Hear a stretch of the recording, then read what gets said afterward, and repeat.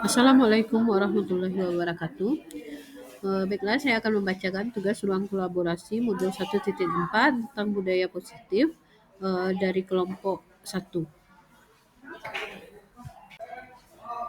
Assalamualaikum warahmatullahi wabarakatuh. Saya untuk eh, fasilitator kita Bapak Budi Darmawan SPDMT, kemudian Bapak PP, Bapak Riko Firdaus, dan Ibu PP kami, Ibu Yusni Tanora. Kemudian kepada kelompok 1, teman-teman saya kelompok 1, Ibu Gita Amalia, Oktia Riza, Ibu Yudia Primadewi, dan saya sendiri Nurafni Imran. Baiklah, ringkasan kasus pertama yang akan kami selesaikan yaitu tentang guru matematika dan wali kelas 8 Ibu Santi yang sakit sehingga tidak dapat masuk dan mengajar. Akhirnya dicarikan guru pengganti yaitu Ibu Eni. Ibu Eni baru 2 tahun menjadi guru SMP. Beberapa murid perempuan Vivi dan Natali mengetahui hal itu dan mulai menggunakan kesempatan dan bersikap seenaknya, tertawa dan tidak mengindahkan kehadiran Ibu Eni. Analisis pertanyaan kasus pertama. Dalam kasus di atas, langkah-langkah restitusi apa yang sudah dijalankan oleh Ibu Santi? Jawaban pertama itu menstabilkan identitas, di mana Bu Santi bertanya kepada Vivi dan Natali tentang permasalahan yang terjadi di antara mereka dengan Bu Eni. Kemudian yang kedua, memvalidasi tindakan yang salah. Bu Santi bertanya kepada Vivi dan Natali tentang alasan mereka melakukan tindakan tersebut. Dan yang ketiga, menanyakan keyakinan Bu Santi, menanyakan apakah tindakan Vivi dan Natali telah sesuai dengan keyakinan kelas yang telah disepakati. Kemudian, menurut Anda apakah restitusi diusulkan Vivi dan Natali sudah sesuai dengan pelanggaran yang telah dibuat? Kemudian langkah-langkah restitusi yang telah diusulkan mereka. Jawaban, pelanggaran yang dilakukan oleh Vivi dan Natali adalah tidak hormat pada Bu Eni sebagai guru pengganti. Restitusi yang telah diusulkan oleh Vivi dan Natali sudah sesuai dengan kesalahan yang telah dibuat. Analisis pertanyaan kasus pertama. Kemudian analisis pertanyaan kasus 1. Dalam kasus di atas, posisi apakah yang telah diambil Bu Eni untuk menangani Vivi dan Natali? Jelaskan jawaban Anda. Posisi diri sebagai teman, hal ini terlihat dari posisi Bu Eni yang berupaya mengontrol murid melalui persuasi, mengingatkan Vivi dan Natali dengan ramah melalui percakapan, ayolah tugasnya dikerjakan nanti. Ibu ditegur Bapak Kepala Sekolah, kalau kalian tidak kerjakan tugas, tolong bantu Ibu ya. Jika Anda adalah Pak Hasan, bagaimana Anda menyikapi langkah yang sudah ditempuh Bu Santi? Jawaban saya, jika saya adalah Pak Hasan, maka saya akan memberikan apresiasi kepada Bu Santi yang telah menyelesaikan masalah antara Ibu Eni dengan Vivi dan Natali dengan menggunakan segitiga restitusi. Kemudian saya akan meminta guru untuk memantau kelas agar tidak terulang kembali masalah yang sama. Kemudian analisis untuk kasus kedua, Sabrina hari itu bangun terlambat dan terburu-buru sampai di sekolah. Dia pun akhirnya sampai di gerbang sekolah, tapi baru menyadari kalau tidak menggunakan sepatu hitam seperti tertera di peraturan sekolah. Di depan pintu kelas, Bapak Lukman memperhatikan sepatu Sabrina yang berwarna coklat. Sabrina berusaha menjelaskan bahwa dia terburu-buru dan salah mengenakan sepatu.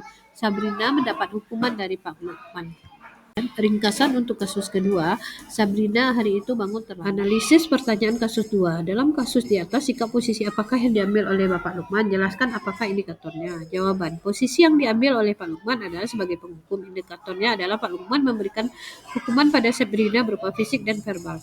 Hukuman fisik yang diberikan Pak Lukman adalah dengan menyita sepatu Sabrina dan membiarkan Sabrina tidak menggunakan sepatu seharian. Sedangkan hukuman verbal yang diberikan Pak Lukman adalah dengan mengatakan bahwa kamu sudah melanggar peraturan sekolah. Kamu sudah terlambat, salah pula warna sepatunya. Kemudian Pak Lukman mengatakan segera buka sepatu kalau tidak bisa mengenakan warna sepatu yang sesuai peraturan. Bila Bapak Lukman mengambil posisi seorang manajer, kira-kira apa yang akan dikatakannya? Pertanyaan-pertanyaan seperti apakah yang akan diajukan Sabrina? Jelaskan jawaban. Langkah yang dapat diambil jika posisi seorang manajer adalah menggunakan segitiga restitusi. Yang pertama, menstabilkan identitas. Satu, Sabrina mengapa datang terlambat? Kemudian kedua, Sabrina mengapa tidak menggunakan sepatu berwarna hitam? Kemudian yang kedua, memvalidasi tindakan yang salah. Yang pertama, Sabrina, apakah kamu mengetahui keyakinan kelas tentang waktu kedatangan sekolah? Yang kedua, Sabrina, kamu tentu punya alasan mengapa tidak menggunakan sepatu berwarna hitam. Yang ketiga, menanyakan keyakinan. Pertama, Sabrina, apakah kamu bersedia untuk memperbaiki kesalahan? Kemudian yang kedua, Sabrina, apakah yang akan kamu lakukan untuk memperbaiki kesalahanmu.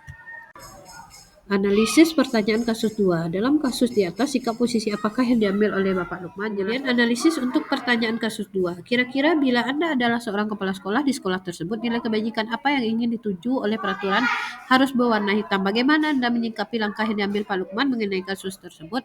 Jawabannya, nilai kebajikan yang dituju oleh peraturan sepatu harus berwarna hitam adalah yang pertama keteraturan, yang kedua toleransi, yang ketiga ketegasan, yang keempat komitmen. Sikap saya terhadap langkah yang telah diambil Pak Lukman adalah tidak setuju karena pertama, Pak Lukman menerapkan posisi diri sebagai penghukum, kedua mudah posisi kontrol sebagai manajer, dan tiga restitusi dalam mendisiplinkan murid. Ringkasan untuk kasus ketiga, Ibu Dani sedang menjelaskan pelajaran bahasa Inggris di papan tulis, namun beliau memperhatikan bahwa Fajar malah tidur-tiduran dan tampak acuh tak acuh pada pelajaran. Analisis pertanyaan kasus ketiga. Posisi kontrol apa yang diambil oleh Ibu Dani dalam pendekatannya kepada Fajar? Jawabannya, posisi Ibu Dani adalah sebagai pembuat rasa bersalah. Hal ini terlihat dari pernyataan Ibu Dani yang mengatakan, gimana kamu Fajar? Kamu tidak kasihan? Semoga kasihan sama ibu ya. Ibu sudah capek-capek mengajarkan kamu. Tidak kasihan sama ibu. Membaca sikap Fajar, kira-kira kebutuhan apa yang diperlukan oleh Fajar? Jawabannya, kebutuhan yang diperlukan oleh Fajar adalah kasih sayang dan rasa. Analisis pertanyaan kasus 3. Bila mana Ibu Dani mengambil posisi pemantau, apa yang akan dilakukan atau yang dikatakan olehnya? Pertanyaan-pertanyaan seperti apa yang akan diajukan? Jelaskan jawabanmu. Pertama, Fajar, kamu mengetahui keyakinan kelas yang telah kita sepakati. Kemudian yang kedua, Fajar, mengapa tidur-tiduran saat ibu menjelaskan pelajaran tadi? Yang ketiga, Fajar tahu kan konsekuensinya harus lakukan apabila tidak memperhatikan saat pembelajaran. Apabila Anda adalah seorang kepala sekolah di sana dan mengetahui hal ini, bagaimana tindak lanjut Anda? Di jawaban, jika saya adalah kepala sekolah di sana dan mengetahui hal ini, maka saya akan satu, melakukan pendekatan personal dengan memanggil Ibu Dani dan Fajar di waktu yang tidak bersamaan untuk mencari informasi permasalahan yang terjadi. Kedua, mempersilahkan Fajar mempertanggungjawabkan perilakunya, mendukung Fajar dan dapat menemukan solusi untuk permasalahan. Untuk ringkasan kasus keempat, Anto dan Dino sedang bermain bersama di lapangan basket dan tiba-tiba terlibat dalam sebuah pertengkaran adu mulut. Dino pun emosi dan mengadakan kontak fisik, menarik ke meja Anto dengan kasar sampai 3 kancingnya terlepas. Pada saat itu, guru piket langsung melerai mereka dan membawa mereka ke ruang kepala sekolah. Analisis pertanyaan kasus 4. Posisi kontrol apa yang telah dipraktikkan oleh kepala sekolah Ibu Suti? Hal-hal apa saja yang dilakukannya sehingga Anda berkesimpulan demikian? Jawabannya, posisi yang telah dipraktikkan oleh Ibu Suti adalah sebagai manajer karena Ibu Suti memberikan tanggung jawab dan dukungan kepada Anto dan Dino untuk mencari solusi permasalahannya. Dalam kasus tersebut, bagaimana Dino dikuatkan, bagaimana Anto dikuatkan oleh Ibu Suti? Jawabannya, Anto menguatkan Ibu menguatkan Anto dengan cara mengatakan bahwa melakukan sebuah kesalahan adalah manusiawi dan mempertahankan diri adalah hal penting. Kemudian kepada Dino, Bu Suti bertanya tentang keyakinan sekolah apa yang telah disepakati serta apakah Dino bersedia memperbaiki kesalahan yang dilakukan terhadap Anto. Analisis pertanyaan kasus. Kira-kira nilai-nilai kebajikan keyakinan sekolah apa yang dituju dalam kasus tersebut? Dijelaskan. Nilai kebajikan dalam kasus tersebut adalah pertama, Dino memperbaiki kancing baju Anto yang mencerminkan sikap tanggung jawab dan atas perbuatannya. Kedua, di dalam penghubungan pertemanan mencerminkan dengan rasa menghormati dan menghargai orang lain. Yang ketiga, Dino belajar menjahit memperbaiki sendiri kancing baju Anto mencerminkan sikap baik. Kesimpulan, guru dapat menerapkan budaya positif segitiga restitusi dan mendapatkan posisi kontrolnya dalam menghadapi suatu masalah yang terjadi, sehingga dapat mewujudkan nilai-nilai kebajikan yang sudah menjadi keyakinan warga. Sekian uraian dari saya dan saya ucapkan terima kasih. Assalamualaikum warahmatullahi wabarakatuh.